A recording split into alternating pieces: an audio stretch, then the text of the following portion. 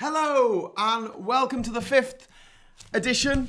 Hello and welcome to the fifth edition of Hughes of the World. And we're up to country number 5, alphabetically in English, going through every country from Afghanistan to Zimbabwe. And the fifth country is, that's a bit too tight. The fifth country is Angola. So tonight we're going to be talking about Angola. And we've already got people here. I'm sorry I'm so late catching up with everybody here. We've got Gerard van der Acker saying, hi Graham, hi everyone. We've got Lewis Brand saying, I'm sure Graham wants Angola to join the EU too, lol. Well, it's part of the African Union because it's in Africa and it makes sense to be in the union that comprises most of the countries in your continent, but whatever. And Gerard says, looking forward to hearing more about Angola, Cuba's involvement, and of course your experiences there. Jared says, so late. Yes, sorry, I'm a bit late there. I'm not getting all my messages up on the screen. I can see more messages on my relay screen than I can actually on my message thing. Some messages aren't coming through. I can see one there from Alex Morgan. And also from Lewis Brand as well. So hello, welcome to Hughes of the World, where tonight we're going to Angola. So first up, I will take you there by means of OpenStreetMap, which I'm going to just bring up now. So this is the continent of Africa, as you all probably are very much aware. Now, in Africa, you've got your northern African countries up here, Algeria, Libya, Egypt, etc. You've got your West African countries over here, Mauritania, Burkina Faso, Niger. And then you've got your central countries around here. So you've got Central African Republic, obviously, and the Democratic Republic of Congo, which is central. You've got your eastern stuff over here with Ethiopia and Kenya and Tanzania. And then down here, you have the southern countries, Angola, Zambia, Mozambique, Zimbabwe, Malawi, Botswana, Namibia, South Africa, Lesotho, and Eswatini, or Swaziland, as it's still called on this map. So Angola's here. Right, and so Angola's obviously this country that's shaped a bit weirdly. It's got some straight lines in it, which generally means that those borders weren't drawn by the people who live there. They were probably drawn by somebody else at some point in history. But along here, there's a river, and you can see it's all a bit wiggly wobbly there. And there's Angola next to Democratic Republic of Congo up here. Oh, you can't see it, can you? Democratic Republic of Congo, which is a ginormous country, but not as big as Algeria.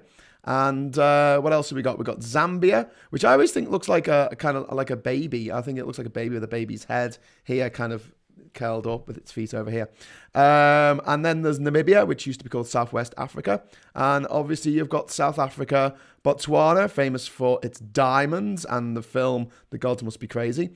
And Angola has a little exclave up here called Cabinda. So if you look there where my little hand is, it's saying Cabinda. That is Cabinda, which is an exclave of Angola, which it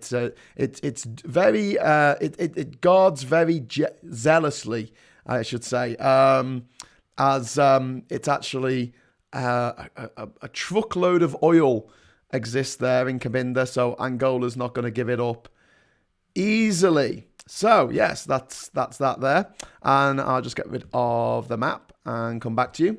Hello, so now you know where Angola is. It's in southern Africa. Well, someone should tell the makers of Lonely Planet that, because while it's featured in the Africa Lonely Planet, and yes, this is one of the most dog-eared Lonely Planets you'll ever see. It's actually in two halves, if you look there, because halfway through I decided I didn't need the other half because it's done out in North Africa, West Africa, Central Africa. I only needed Southern and Eastern Africa, so I ripped it in two.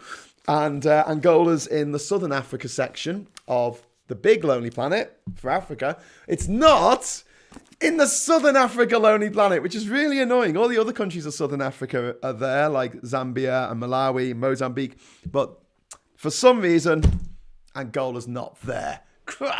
Rubbish. Jared says, what's an exclave? It's like an enclave, except it's an exclave. So Kaliningrad in Russia is not actually part of contiguous Russia. It's an exclave. It's sandwiched between Lithuania and Poland, and so it's not actually an enclave. It's an exclave, I think. And then if you have, it's a bit confusing. I don't really know the difference, because if you think about it, Ceuta in Morocco, well, not in Morocco, but in the area that we look off at the world and say, oh, that's Morocco, is an enclave of Spain. If someone wants to look it up, please do. Alaska, is that an exclave? I don't know. It's a good question, Jared. I'll get back to you. I'll do some research and get back to you. So, the geography of Angola is quite interesting. It's got kind of desert. It's got mountains up in the north. It's got jungle, quite vast, impenetrable jungle. But the big thing that it's got, and its big calling card, is oil. Oil as far as the eye can see. But I'm getting ahead of myself. How old are you? How are you in Angolan is Kuchi. Don't tell Americans. Okay, thanks, Martin. Okay, so let's take us back a little bit. We talked a little bit about the geography there. Let's talk about the history of the place. It's in the Southern Hemisphere, by the way. It's one of the few countries that is completely in the Southern Hemisphere. You'll be surprised. Most countries are in the Northern Hemisphere.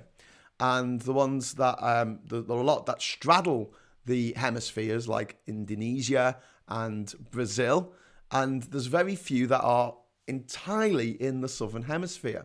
If you look at a map of the world, you sometimes get fooled a little bit by this, where the equator actually is.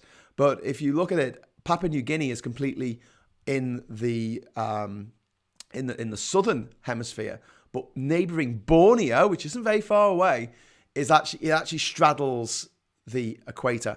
And so when Australians or New Zealanders talk about some superlative, they'll often say, in the Southern Hemisphere. So this is the biggest lake in the Southern Hemisphere. Sorry about the accent. And it's like, okay, great. It's about 25 countries. There's not that many countries in the Southern Hemisphere. Although they probably are counting the ones that straddle the hemisphere as well. In fact, there's one country, Kiribati, which is a collection of islands in the Pacific Ocean. It's spelled Kiribati, but it's pronounced Kiribati. And that straddles not just the Northern Hemisphere and the Southern Hemisphere. It also straddles the international date line, or the 180 degrees on the other side of the planet from Greenwich. So it straddles the Western Hemisphere and the Eastern Hemisphere as well. It's the only country to do so.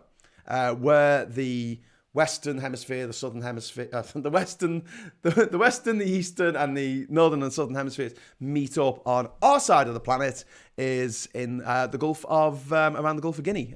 So that's off the coast of Africa.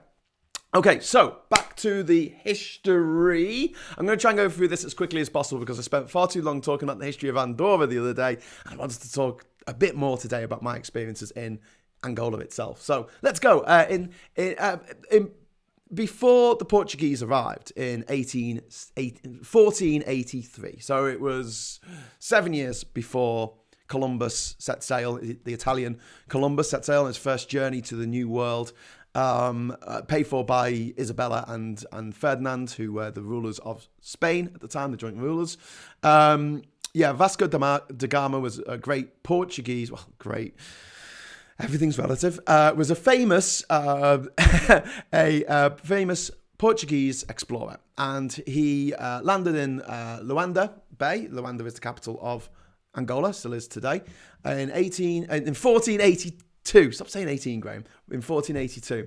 And at the time, there was no sort of great kingdom. There was to the north, there was the Kingdom of Kongo, which is mostly what Congo is now, and a lot of Gabon as well, and even the north half of, the northern bit of Angola comprised at the time of the Kingdom of Kongo. But what we know of as Angola today, the vast majority of it, it was small tribes. It was loosely defined kingdoms. It wasn't anything. There was no major empire there or anything. The Portuguese weren't really interested in the place because of one salient problem, which was malaria. At the time, you got malaria, you died. That was it. And Europeans had less of a immune response to malaria because it wasn't as bad in Europe as it was in sub-Saharan Africa. So people would turn up from Europe and half of them would die, usually, from malaria. And it wasn't until many, many, many years later that they found a link between quinine, which is in gin and tonic, and some kind of prophylactic against malaria. At that point, that's when you saw the scramble for Africa. That's what it was all about. Read Guns, Germs and Steel by Jared Diamond. It's a very good book. So anyway, from about 1500 onwards, Brazil was more of a pull for the Portuguese. They weren't too bothered about Angola. They were more bothered about, not bothered, but they were more interested in what Brazil had to offer. Luanda was founded in 1575. Benguela became a township in 1617. And Angola, as an entity, the interior was unexplored.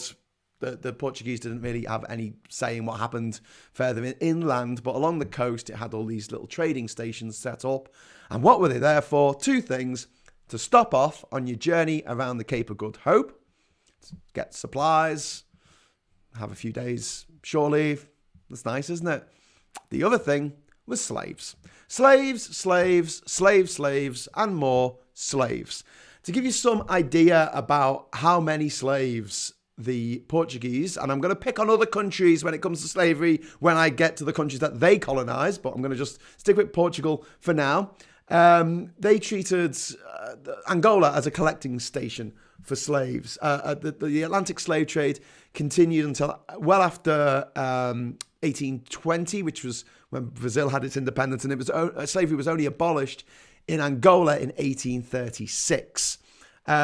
Before then, from 1781 to 1855, it's been estimated that over 2 million slaves were taken from Africa to Brazil. Part of the greatest, the biggest, the most brutal forced migration in human history, one that will never be equaled.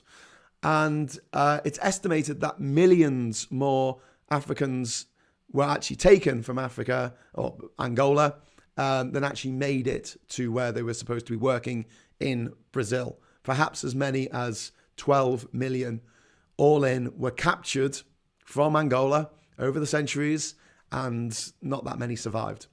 Nowadays in Brazil, about 20 million people, I think it's, no, 20, I'll have to look this up. It's about 10 million, I think, claim Afro-Brazilian identity. However, 91 million, which I think is over a third of Brazil's population, 91 million people in Brazil have African ancestry. So it gives you some idea of the sheer scale of the slave trade. So control of Angola's vast interior is minimal. The colonists found it tough. They found that there was a famine every 70 years or so, which would invariably kill off half the population. So it wasn't too popular with people from Europe staying there. But that's not a picture of Angola in the background. Looks more like Scotland. This is actually Angola. This is the picture that I took on my camcorder. It's a still from my camcorder, which I've made a bit, I've fussed out a bit because obviously I want it to look like it's in the background of me and you're focused on me. Obviously it's a green screen behind me, but that is actually a picture. You actually see here, this here is the what's it called? The mirror. It's the wing mirror of the car that I was in, the truck that I was in, which I'll come to in a bit. Just to go back to your messages for a moment. Portuguese until 1975, it was indeed the Gilbert Islands, which is what Kiribati used to be called. Well done, Lewis. David says, hi, Hughes. Hello, David. Angola there is everyone in Angola. Haha. True. That's why sickle cell anemia sadly exists as a defense against malaria. Oh, that's really interesting. I didn't know that. Cash Dummy. It's more than half. 52% of Brazilians have African ancestry. Total population 200 million. That's from Cash Dummy. So yeah, over half the population. That's incredible. Maybe I was looking at some old data. So the things chucked on as they did in the colonies of European powers until after World War II. after World War II, there started to be more agitation towards the colonial powers, not just from the countries that they colonized without asking, but also from the USA, which put a lot of pressure on countries in Europe to give up their colonial possessions, quite rightly as well. Good on you, USA. That was one good thing you did. You've done other good things, but that particularly was a good thing to do. But at the time, after World War II, black Angolans were banned from becoming part of a political group, political party, and they were banned from becoming part of a trade union as well. And in 1961, there was a bit of a uprising in Baía de Casajay, which was ruthlessly crushed by the Portuguese authorities. And this revolt led to a protracted war of independence, which lasted for 14 years. Now, a big problem with the War of Independence was that the independence groups split three ways. And this is going to be important. So there'll be a test afterwards, but three ways. There was the FNLA, which stood for the National Front for the Liberation of Angola, which comprised of the northern tribes, the Democratic Republic of Congo, which was Zaire at the time, Western countries, and their leader was a guy called Holden Roberto. Then there was the MPLA, which was the People's Movement for the Liberation of Angola. It's all getting a bit Life of Brian, I know, but this is what happened. And they were the southern tribes, and they were backed by the USSR and Cuba. And then there was UNITA, which was the Union for Total Independence of Angola, which was it was led by the Ovimbundu ethnic group, and it was supported by the Portuguese right wing, the USA, and apartheid South Africa. And that was led by a guy called Jonas Savimbi. So, 14-year civil war. These groups couldn't work together. Eventually, Salazar, who was the evil dictator of Portugal until 1968 when he died, his regime collapsed in 1974. If you're going to be an evil dictator, have an evil name, like Salazar. Salazar might be familiar to any Harry Potter fans because Slytherin's first name was Salazar. Anyway, it wasn't until essentially the fall of that regime that Portugal decided to call it a day on its colonies, which were Cape Verde, Mozambique, Angola,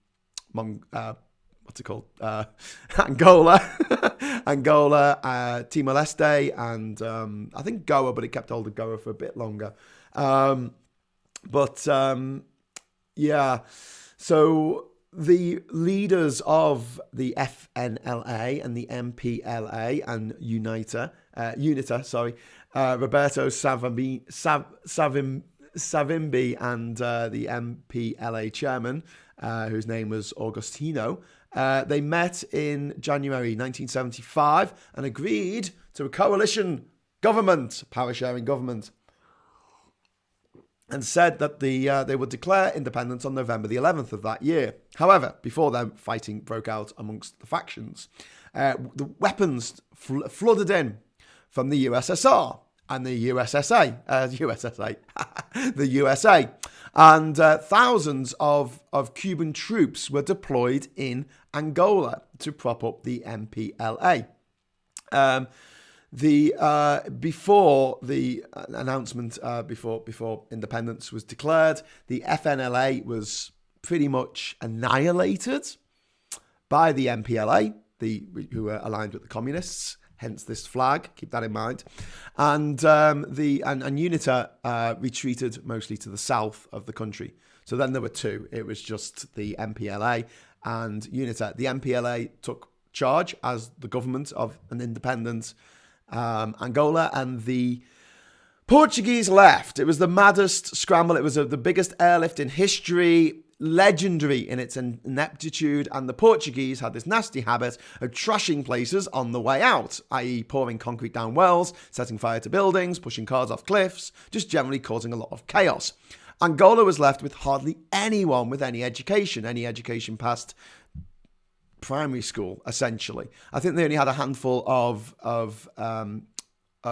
degree university students, people who are graduates in the entire country.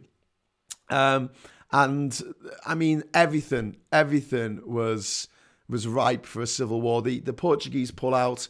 It made central Luanda a ghost town. It robbed the country of qualified human resources and the administrative structure. Now, let this be a warning to any country that pulls out really quickly from somewhere without, thinking of the consequences of pulling out quickly. Because they can be devastating for the country that you're pulling out of, or maybe the country that's getting independence. So basically, civil war broke out in 1975, and it went on for a bloody long time, nearly 30 years. You had a feuding set of tribal elites, loads and loads of oil, and the US and the USSR thought, hey, do you know what? The 50s was all about having a proxy war in Korea, and the 60s were all about having a proxy war in Vietnam. How about we have a proxy war in Angola for our ideology? Yeah. Also, South Africa got involved because of its obsession with security and the inadequate process of decolonization. This is something that happened all over the world where there was inadequate handover. The most blatant example to British people should be India, where Britain effectively pulled out overnight. The guy who drew the line on the map between what's now Pakistan and India, and what's now India, had never been there. Never been to India. He drew it in a room in London. And there was a massive civil conflict and 1 million people died. So don't pull out of things too fast. Take your time. It's fine. You've got all the time in the world. Make sure everything's in place. Have a transition period. Don't be a dick. The Portuguese, unfortunately, at the time, they're no longer dicks. They were dicks. And they really shafted their former colonies, all of them. Sorry, I forgot Guinea. Guinea was a Portuguese Guinea-Bissau. Guinea-Bissau was a Portuguese colony as well. Just going to jump in on some of the messages before I get them. When Angola got independence, apparently there was only one person in the country with a university education. Yeah, that's what I heard. That is just crazy, isn't it? Way to screw a country, guys. Love your show, Graham. Can't wait for your pirate radio station. It's coming. Universal Basic Radio, UBR.FM. It is coming. Goa was invaded by India in 1961. But it was a Portuguese possession before then. Oh, Macau. Macau was Portuguese as well, which is over the water from Hong Kong. And a place, if you like gambling, if you like gambling. Gaz Riley says, West Derby, stroke Notty Ash, all around that way. I don't know what Gaz is referring to there, but I'm from West Derby. I'm actually from the parish of Notty Ash, but the postal area of West Derby. There you go. Gerard van der Acker says, interesting you draw indirectly a parallel between Angola and the UK. Yeah, it's funny that, isn't it? Consider things before you do them. Don't rush headlong into them, and always read the small print. That's all I want to say. Stanley Beckett said, I come back into the room and think of the consequences of pulling out quickly. Thought Graham had moved on to sex education class. No, it's much more serious than that. Lewis Brand says the Portuguese tried to educate an educated middle class, whereas the Rhodesians, for example, tried to educate the working class. It's still a big mess, however you look at it to this day. Macau was handed to the People's Republic of China in 1999. My family hails from the Azores. That's from Brenner. Azores is also Portuguese, in the middle of the Atlantic Ocean. I've got a really amazing story about the Azores, which I will tell you. One day. It's an incredible tale of coincidence. 2 years after Hong Kong, we're talking about Macau. Gaz Riley said, sorry, that was meant for someone else who just messaged me. Are they asking where I'm from, Gaz? I'm not from over the water. Martin says, whoa, 20 quid super chat. Much respect to Alex Morgan. Did I get a super chat? Oh my God, I need to read it. Alex, I can't see your message.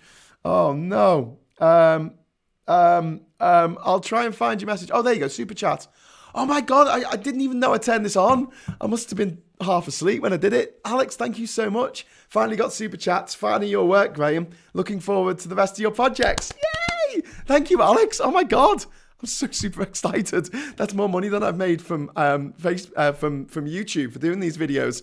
since I started doing them. Thank you. I really appreciate it. Right, back to the story. We're halfway through my allotted time period, and I got loads to get through.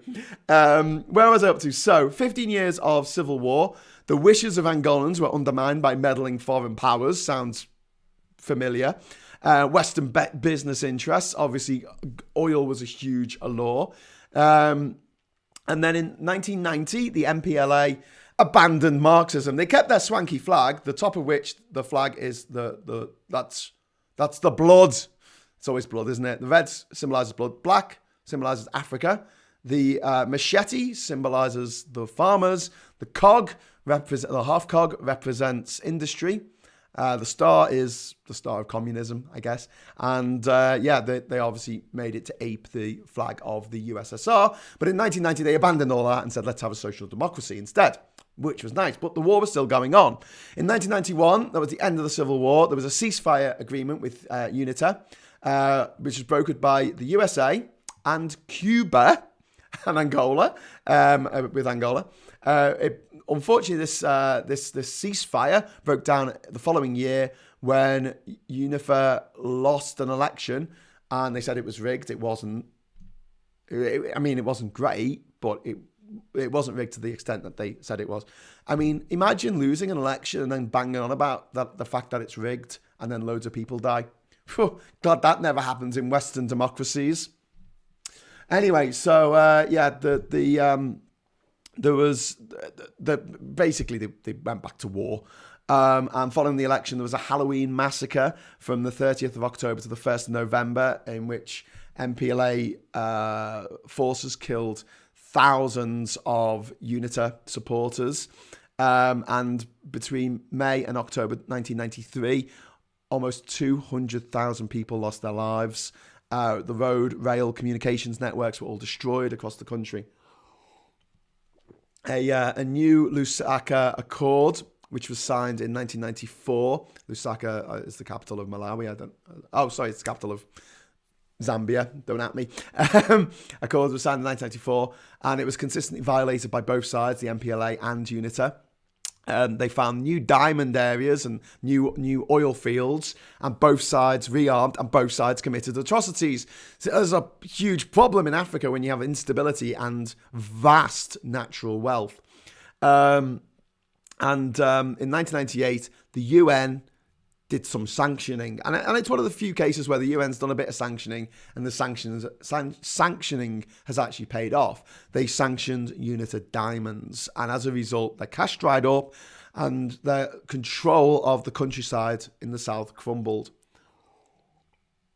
They suffered more military defeats. They were pushed back into the hinterland, and in the 22nd of February 2002, its leader, Joseph Savimbi,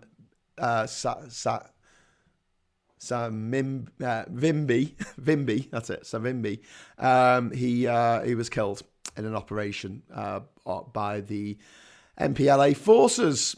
So new peace accords were signed just a couple of months later on the 4th of April. And since then, we have had a unprecedented period of peace and regeneration. The 85,000 strong UNITA army was integrated into the national army, and the country looked forward to a brighter future. However, at that stage in Angola's history, things were really, really, really bad. They had massive challenges ahead after Sorry, let me just get rid of this. I'm getting a message saying I need to restart my computer. I hate that. No, I'm in the middle of something. Would you like to restart now? It seems that you're using your computer a lot. Anyway, in 2003, the UN estimated that 80% of Angolans lacked access to basic medical care, 60% lacked access to clean water, and 30% of Angolan children would die before the age of 5. Thousands of children have been pressed into service as child soldiers on both sides of the conflict. The war had displaced 4.28 million people, a third of the population of Angola, which was about 20 million at the time. No, it couldn't have been that much, about 15 million. It's about 22 million now. We've had a bit of a boom. But there was corruption, which is a huge problem. They reckon that there was outside observers who found that 4 billion of oil revenue had gone missing from the late 90s to the early 2000s, $4 billion. The investigation pointed the finger at President Eduardo dos Santos, two saints.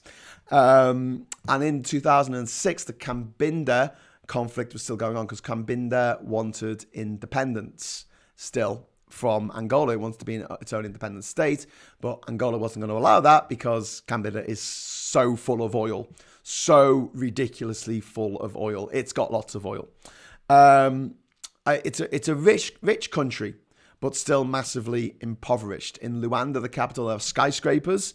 They're getting investment deals with India and a lot with China. In fact, 1% of the population of Angola is now Chinese. When I was there, they were exporting in 2009, they were exporting 1.4 billion barrels of oil a day, and I think that's only gone up in the meantime. Mines litter the country at the moment. In 2007, it joined OPEC, the consortium of oil-producing countries. Angola usurped Nigeria's place as a top producer of petroleum in sub-Saharan Africa in early 2008. And later on in 2008, on the 5th of September, they had their first national elections in 16 years. Bit of a nightmare. Not free from corruption by any stretch of the imagination. Did allow outside observers to come and check. But do you know what? If you've been having a civil war for the best part of 40 years and before then you had a struggle for independence, I can quite understand how you would have teething problems for your first proper free and fair election. The MPLA got 82% of the vote. So Jose Eduardo dos Santos remained president, got a new prime minister, which I think was his cousin, and he stayed in place until 2017 when he stood down and he was replaced, Dos Santos, the president, stood down and he was replaced by his vice president, Juan Lorenzo. And so that's it. I mean, that brings you up to date pretty much with Angola, why it is the way it is. Basically, Western interference, mostly. Super sticker. Shiba dog in samurai armor, waving a banner saying #1. Oh my god, I got super stickers. I've got to suss out how to actually see my super stickers, but this is really cool. Oh my god, this is fantastic. Why didn't I turn on super chats earlier? Where was I? 20 quid super chat. Much respect though. Yes, thank you, Martin. Cash Dummy, can't wait for your tale about the Azores. You must have material for years thanks to your travels. Well, yeah, I'm going to come to that. Macau wouldn't let me into their casinos. I wasn't dressed right. Oh my god, Chubby. That sounds like something I would do. Sugarfree says, evening Greyo, check out The Trap MPLA by Tapper Zuki. Okay, I will. Everyone has a star. UK lost one recently. Why can't we have anything nice? Brexit, yes. Window Update has a habit of demanding a restart when it's not possible. Yes, it does. Thanks for the super sticker. I don't really know how that works yet, but thank you very much for my Shiba dog wearing samurai armor, waving a banner saying #1. What's HUF? Hungarian Florence? I maybe, yes, I think it would be Hungarian Florence. Well done, Cash Dummy. That's very quick. The currency of Angola, and I've probably got one in this table somewhere. This table is all currency from around the world, but it's called a kwanza. It's called a kwanza, and it's named after a river. I think it's like the second longest river in Angola, and it's called the Kwanza River. And that's why they call their currency the Kwanza. And it's a lovely name for a currency, I think. They speak Brazilian there. Brazilians. They speak Portuguese. Oh, God. That's all my Portuguese friends off the listening. They speak American in Canada. No, they speak Portuguese, so that makes it the second biggest lusophone. That's the word for people who speak Portuguese. It's the second biggest lusophone country in the world after Brazil. It's got a population at the moment of 25.8 million. So that's gone up quite a lot since I was there. It's insanely expensive. Insanely expensive. And this is the one thing that everyone who's been to Angola will tell you. It is insanely expensive. It's £10 for a sandwich. It's $7 for a Coke. I stayed in a broom closet, which I'll come to when I'm talking about what happened to me when I was in Angola, and it cost me $50 to stay in a broom closet for 3 hours. It's not untypical to spend thousands on rent a month if you live in Luanda for not even that nice a place. Yeah, it is insanely expensive because it has a top-heavy, not a top-heavy, I guess a bottom-heavy, no, top-heavy, yeah, top-heavy economy, which is all based on oil. So if you're in the oil biz or you're connected to the oil biz, if you're the president and you get $1 for every barrel of oil sold, you make a lot of money, and a lot of the people working over there for oil companies and stuff are absolutely loaded, so they can afford all this kind of stuff.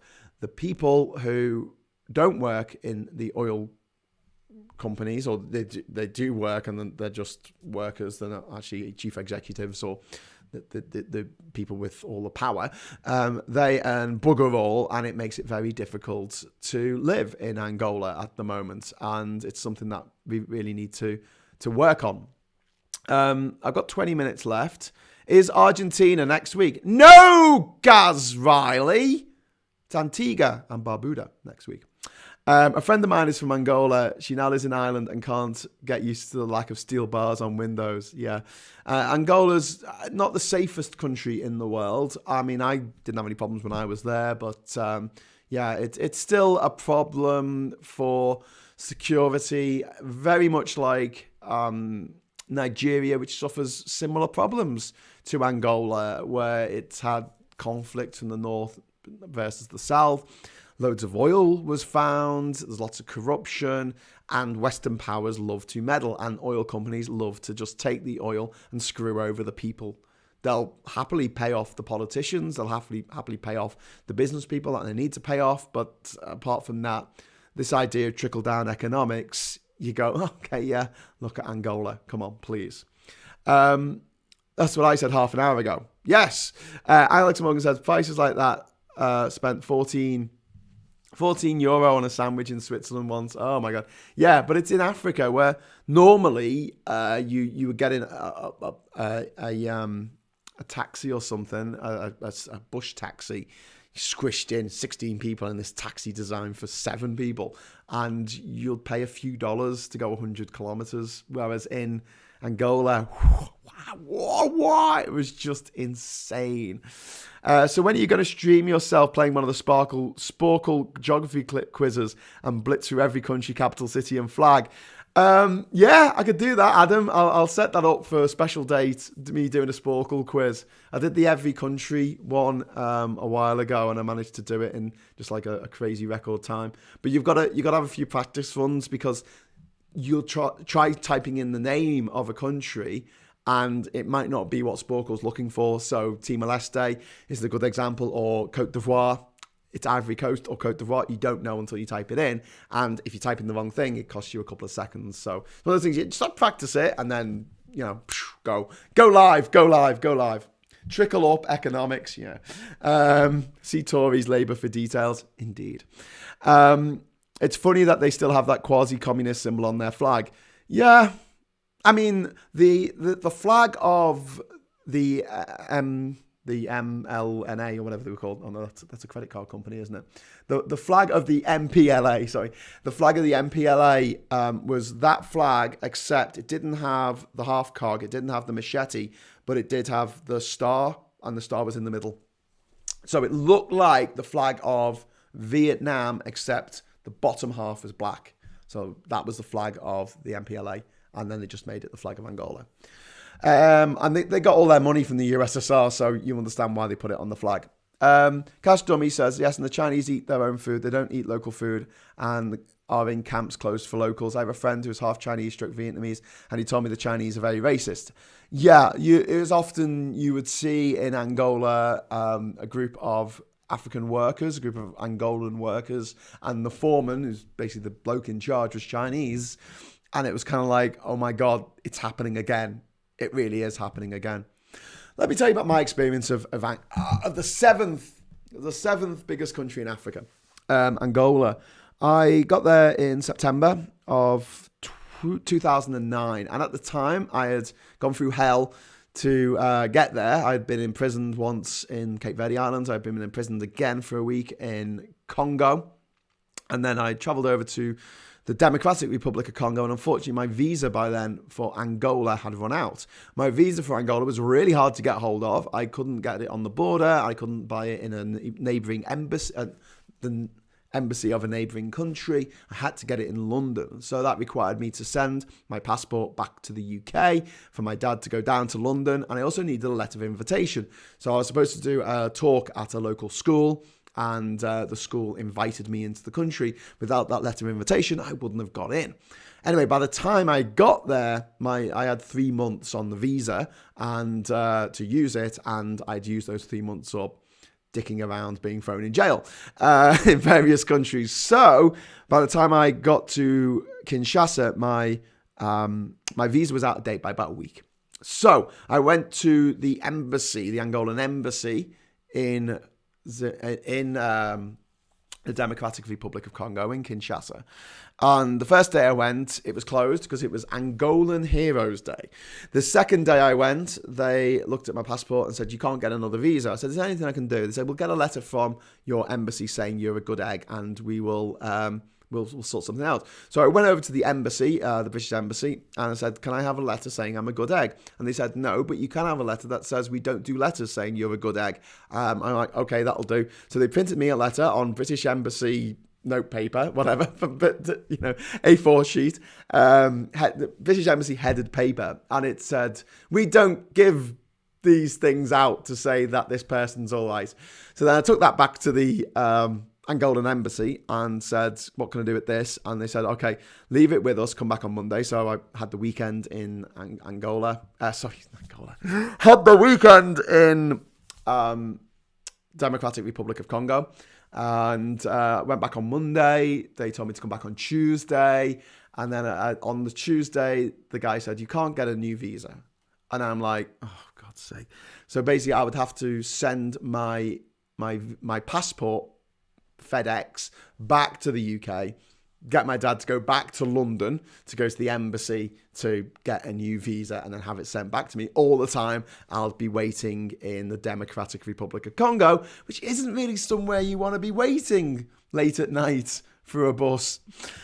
So I said, look, this is a real problem for me. I'm trying to get to South Africa, explain what I was doing. And he said, okay, look, I can give you a transit visa, 5-day transit visa. And I looked at the map and thought, yeah, cool. I can do that. That's fine. That's fine with me. Alex Morgan's asking, Graham, do you still have your passport with different stamps and visas in it? Hell yes, I do. I actually I did new scans of them the day before yesterday, because I'm sprucing up the Odyssey Expedition website. So in a couple of weeks' time, I'll be like, everyone, quick, go to the website. And then you won't have to listen to me telling these stories. You can just read them yourself. But yeah, so I said, okay, 5 days. I think I can make it through Angola in 5 days. I've got to be able to make it through in 5 days. So on Wednesday, the next day, I got up 6 a.m, got on the minibus. I didn't leave till 9. And it was a great minibus from the capital of the Democratic Republic of Congo to the border. I crossed over the border. Oh, they gave me a Coke and some sandwiches, and there was space. It was like I was given a whole seat to myself. Well, no, it was two seats, but there were only 2 of us on the 2 seats. It was amazing. I was so excited. Anyway, got to the border with Angola, and I crossed the border. It took an hour, but that's normal for crossing borders in countries that aren't part of customs union, single market. I got across, and I entered this little town of Noki. And there was a pickup truck, and they said, we are going to Luanda, the capital. And I was like, oh, great, you're going to Luanda. Brilliant. Can I come? And they're like, yes, it'll be $100. And I'm like, what? He's like, $100. And I'm like, but I'm going to be standing on the back of a pickup truck all the way along a bumpy road, which I know is going to be awful, with a bunch of other people, and you want me to pay $100? What? I eventually haggled him down to $70, but that was still 10 times more than I was used to paying in Africa up to that point for the same kind of journey. Anyway, so get in the truck, ready to go. We don't go anywhere. Night falls. We still literally haven't gone anywhere. I fall asleep in the truck. I'm allowed to sit in the cab, which is nice. And I just sort of sleep like this. Someone's sleeping next to me. Someone's sleeping next to me that way. And I wake up the next morning, 6 a.m. Yes, we're going to get going. When are we going? 9 o'clock. Oh, okay.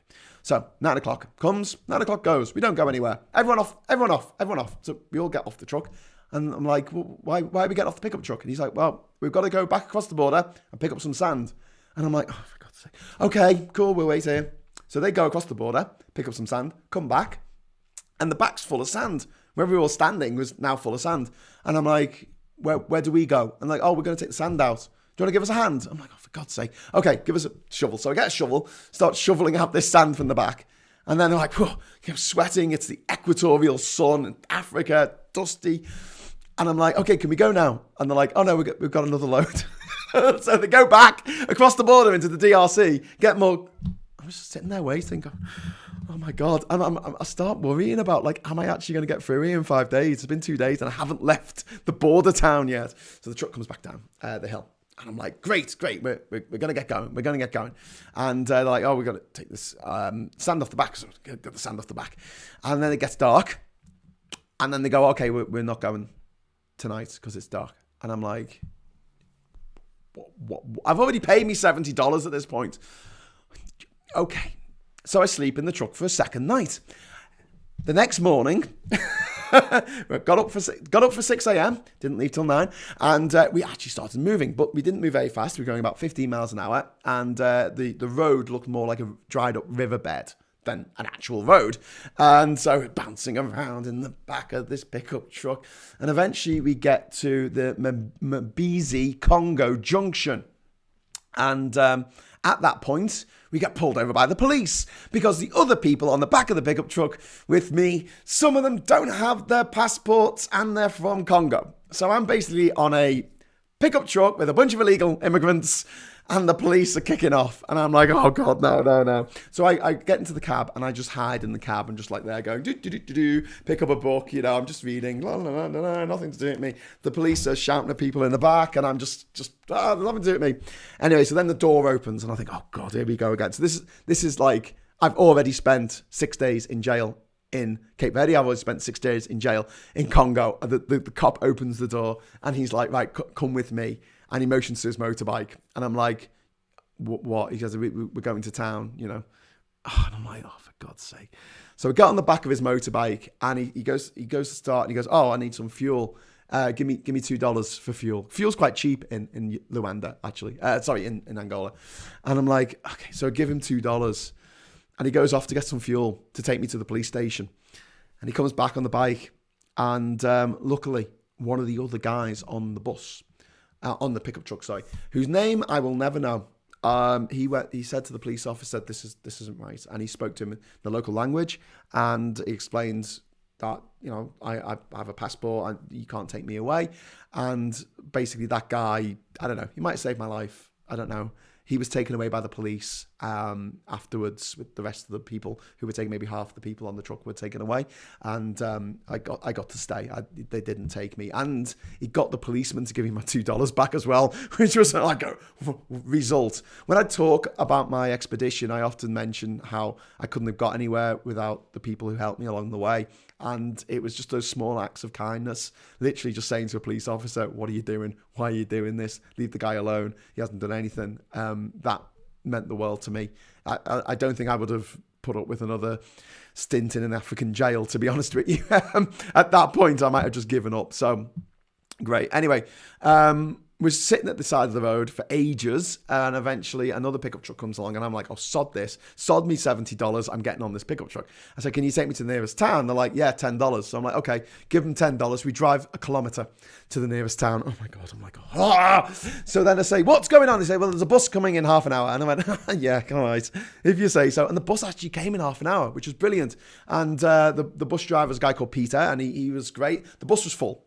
And when I say it was full, I mean like every single row of seats were taken up, not with 2 people, but with 3 people, or sometimes 4. And the whole of the aisle was people sitting in the aisle. The only place left to sit was right next to the driver, which was it was a front engine bus. And you had the gear stick at the front, and you had this mound where the engine was underneath underneath the engine, underneath this sort of rubber canopy thing over the top of it, which was really, really hot. Really hot, like hot to touch, in the middle of an African country, which was really hot. And he said, there you go, you sit there. And it was like $70 or something. Just pay the money. Just get me out of here. Get me to Luanda. So trucking along with Peter. And Peter, unlike the driver of the pickup truck who went along at 15 miles an hour over every single pothole like this, Peter did this route like 4 times a week. And he was just like foot down on the accelerator, down the freeway at 100 miles an hour. Well, dirt track. And we eventually stopped to have something to eat. And me and Peter sat off. And he was a really top bloke. He actually bought me some food, which was just remarkable because I didn't have any Kwanzaa on me, and he said, don't worry about it, you paid for your ticket, so I'll get you something. So he paid for some chicken for me to eat, which was just really lovely. And then we got back on the bus and the bus wouldn't start, so they started taking apart the engine. Well, all of us passengers just sat there going, oh my god. And I eventually fell asleep curled up in a ball on the engine block, essentially on top of the engine, and it was nice and warm overnight actually. And then the next morning woke up at 6 a.m. and I was like, are we going? And the guys have been up all night trying to fix this bloody coach, and Peter's like, we might get it fixed, we might not. If you want to take some other transport, you can. The next town's not far from here. So I'm like, if I can. And he actually went out and he called there was a pickup truck going past, and he said, can you take this guy to the next town? And they did. And it was just really lovely of him. Just another really lovely guy. Pretty much everyone I met when I was traveling, apart from some policemen, were pretty lovely. So next town, there were buses from there into central Luanda. There were like mini buses, so crammed into a minibus. Got into central Luanda, and there I met my couchsurf host, Emilio. By now it was Saturday, and I should have pressed on, but I was knackered. I'd slept in buses and things for the last few days. And he said, we're having a house party tonight. Do you want to come to our house party? And I never say no to a house party. So I foolishly said, okay, I'll just stay for the house party. So Emilio looked after me. And in the morning, I got up at 5 a.m. after a night of heavy drinking to get to the bus station for 6 a.m. to get on the minibus to, the next bus. It wasn't a minibus, it was a full bus, to the next town. It should have left at 6 o'clock in the morning. It left at 9 o'clock in the morning. Can you see a pattern? Can you see a pattern to this story? It was the bus to Benguela, which is down the coast. It left at 9 a.m. And when I got to Benguela, there was another bus that I needed to get to the border of the country. And at this point, I needed to be there by the next day at the very latest. At the time, the border closed at 6. The next day, I might have had a 5-day visa, so it was basically I had to get out the country on that day. I arrive with a day to spare in Benguela, and I am put into another bus. And what happens usually in Africa, the bus will just go when it's scheduled to go. But Setplas and bush taxis, they go when they're full. This bus went when it was full, or the guy said it's going to go when we're full. And it was another case of like, I paid me money and I just sat there for hours and hours waiting for this bus to fill up. It needed 40 people. Normally like a bush taxi needs another 3 people, and you just wait for like half an hour and then you're ready to go. No, it was like 40 people. I was waiting for hours. So in the end, I just sod this, and I took a minibus where I was crushed in like sardines all the way to Lumbango, which was the next big city down towards Namibia, which is the next country I'm trying to get to. Hughes, when will you talk of Brazil? Says David. Soon. I will get to that. Graham has his first book out. It's called, I believe it's on Amazon, and I think he's still writing a second one. Yes, that's my book. That's Man of the World. In fact, this story is in there, but with some less fine details that I can sort of, because I had a lot of countries to get through, so don't at me. But let's see what interesting things I had to say about Angola in the book. Capital Luanda. The population in God, that's gone up a lot, hasn't it? The population when I was there in 2009 was 18.93 million. It's now 25 million. Oh my God. Language is Portuguese. The currency is the Angolan Kwanzaa. The average weight, the GDP per capita is a massive nearly $4,000, which is massive for Africa, but not evenly distributed amongst the people. The interesting fact is, from fighting the Portuguese to fighting each other, Angola was at war for over 40 years, from 1961 to 2002. Anyway, so that's my book. If you want to buy it, I'll go to my website, grahamdavidhughes.com, and I'll give you a signed copy. Well, I'll sell you a signed copy, or you can get it off Amazon. There's also an audio book that you can also get, and there's also an ebook. So, everything. It's all covered. Graham Hughes, Guinness World Record of being jailed in all countries in the world. So, anyway, you should use your passport stamps in the opening credits of Hughes of the World, like the 1970s TV show Survivors, very appropriate in these pandemic times. Yeah, GPAN 62. I'm planning to edit these down in the future. So they're live at the moment, and I plan to edit them and add footage from my travels. So I've got loads of footage of Angola when I was there, so I can intersperse it with clips of me actually being there, and also proper interactive maps and everything else that I can't do in the live show because I can't be looking at my computer and like doing stuff while I'm trying to explain stuff at the same time. So I'm thinking of the future. I'm thinking, what can I do with these in the future once they're up and ready to go? And they'll be a lot shorter as well. I won't have too much of me blabbing on. I've gone 2 minutes over time already, and I haven't finished my story yet. So where was I? I was arriving into Lubango. I arrived at midnight. And me and the guys in the minibus then spent an hour looking for somewhere for me to stay. Everywhere was full.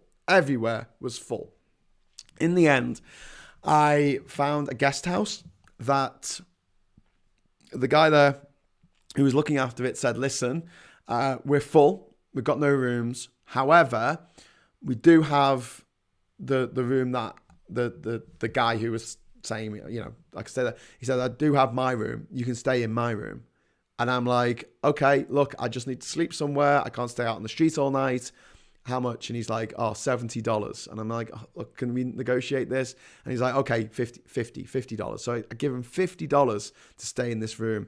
And I open the door, and the door doesn't open all the way because the bed is the room. Like, you have to sort of push your way through the door to get into the room, and the bed is the room. Essentially, there's like less than a foot of gap on the side, and it's filthy. I mean, the guy stays there. He hadn't changed the sheets. He hadn't, pressed the linen or anything, and it was $50. And I only stayed in the bloody place for about 4 hours because I had to be up for 6 a.m. for the bus that didn't leave till 9 a.m.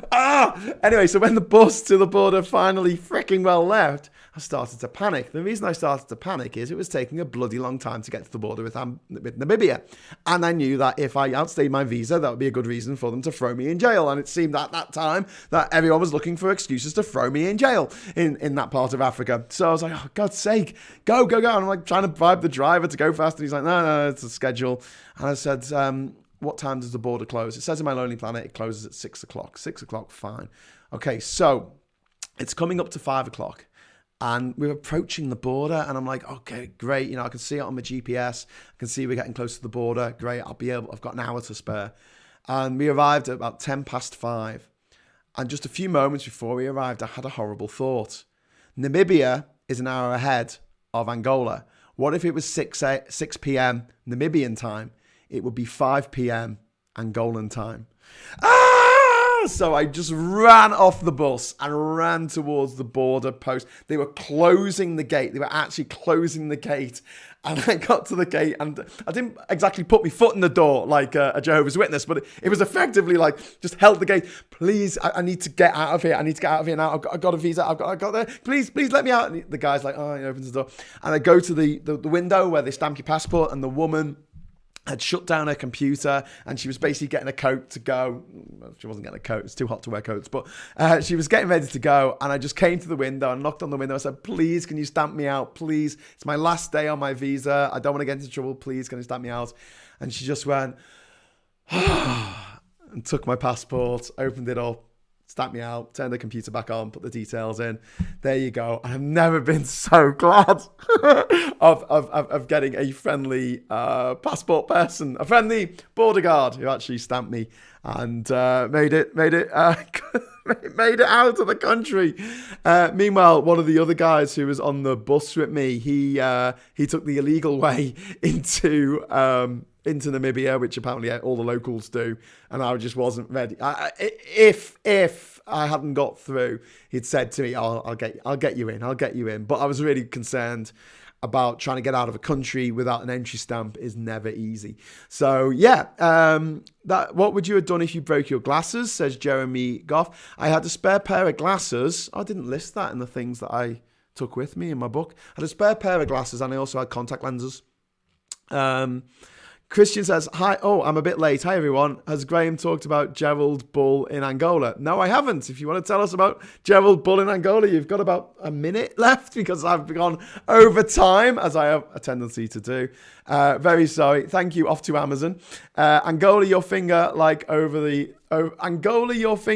like button. That's really nice. If anyone wants to get a signed copy of my book, if you're in the UK, it's 12 quid plus postage and packing. Because obviously I've got to print the damn thing, it costs money. But if you head over to grahamdavidhughes.com, Graham, I can't spell.